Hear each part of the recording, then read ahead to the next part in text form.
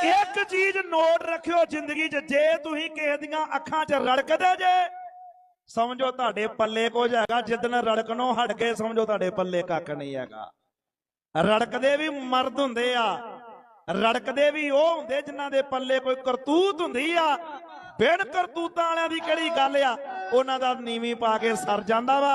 जिन्हां दे पल्ले अणखां ते गैरतां होण, ਉਹ ਬੰਦੇ ਕੱਲ ਵੀ ਰੜਕਦੇ ਸੀ, ਅੱਜ ਵੀ ਰੜਕਦੇ ਰਹਿਣਗੇ।